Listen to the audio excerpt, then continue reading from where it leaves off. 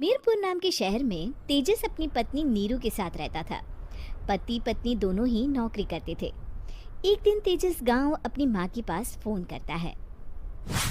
Hello, प्रणाम माँ।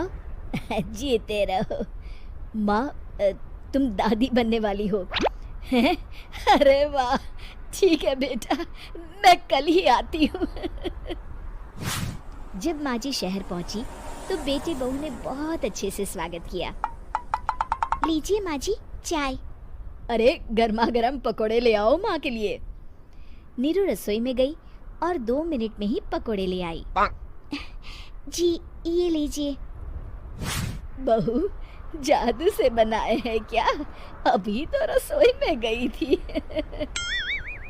Yummy. माँ जी, शीला रसोई में पकोड़े तल रही है, मैं बस लेकर आई। हे भगवान, मेरा धर्म भ्रष्ट कर दिया तूने। अब तो गंगा जल से शुद्धिकरण करना होगा। दूसरे दिन, माँ जी मैंने नाश्ता बना दिया है, ऑफिस जा रही हूँ। पर अभी तो घर का सारा काम पड़ा है। शीला आती ही होगी, झाड़ू पोछा बर्तन कपड़े वो सब कर लेगी। हमारे जमाने में घर का सारा काम हम ही करते थे। जी माँ जी, आप बहुत होशियार हैं, मैं घर ऑफिस दोनों नहीं संभाल पाती। तो जरूरत क्या है घर से बाहर जाकर चाकरी करने की? वैसे भी घर का काम खुद करने से घर में बरकत आती है, समझी? पर माँ जी। पर वर कुछ नहीं, इस महीने की पगार मिले फिर ऑफिस बंद है। हाँ।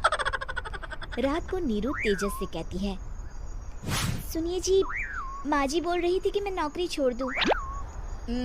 वैसे ठीक ही तो है, अभी तुम्हें आराम की ज़रूरत है। फिर भी आराम कहाँ, शीला को छुड़ाने के लिए बोल रही थी। तो अब 24 घंटे में इतना काम तो कर ही सकती हो। पर जॉब पसंद है मुझे, घर पर मन नहीं लगेगा।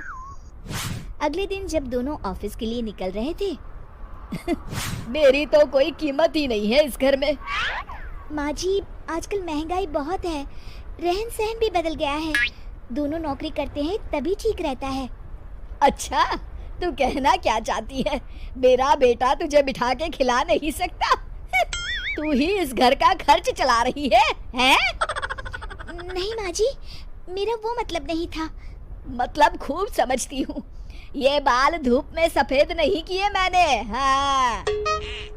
अब तो ये रोज का काम हो गया था। तेजस भी रोज की झिकझिक से परेशान हो गया था। एक दिन उसने कहा, नीरू, वैसे भी तुम्हें मैटरनिटी लीव मिलने वाली है, तो अभी से ही छुट्टी ले लो। पर क्या, मेरी सैलरी अच्छी खासी है। आखिर नीरू ने रिजाइन कर दिया।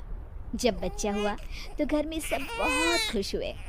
कुछ दिनों बाद तेजस फाइल देख रहा था। क्या हुआ तेजस, कुछ परेशान लग रहे हो?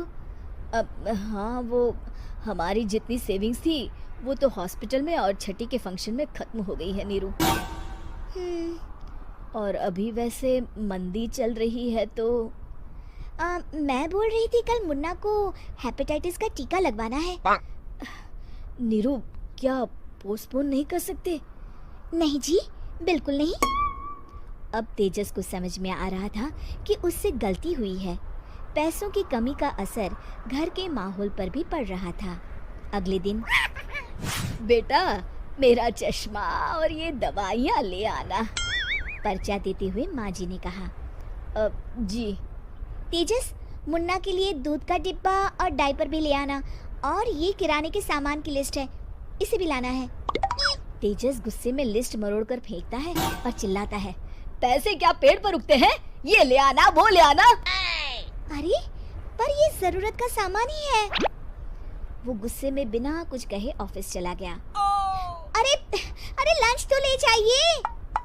नीरू दौड़कर डिब्बा पकड़ाती है। एक दिन खाना खाने के बाद, नीरू, अब तो मुन्ना कुछ बड़ा हो गया, तो अब तुम वापस ज्वाइन कर लो ना जॉब। पर इस रिसेशन में जॉब मिलना बहुत मुश्किल है। ट्राई तो करो। फिर मुन्ना? माँ जी है ना, और एक फुल टाइम मेड भी लगा लेंगे। पर माँ जी, उन्हें तो पसंद नहीं। तभी माँ जी वहाँ आ जाती है और प्यार से नीरू के सर पर हाथ फेरते हुए बोलती है, अब मेरी समझ में आ गया बहू, पहले के और अब के समय में अंतर है। तुम काम शुरू करो, मुन्ना की जिम्मेदारी मेरी। मेरी प्यारी माँ जी। ये कहकर नीरू उनके गले लग गई। शिक्षा, परिवर्तन संसार का नियम है, हमें भी समय के साथ चलना चाहिए। उम्मीद है कि आपको हमारी ये कहानी पसंद आई होगी। कृपया हमारे चैनल को सब्सक्राइब करें और सभी अपडेट्स के लिए बेल आइकन जरूर क्लिक करें। और हाँ, वीडियो लाइक और शेयर करना मत भूलिएगा। Bye bye.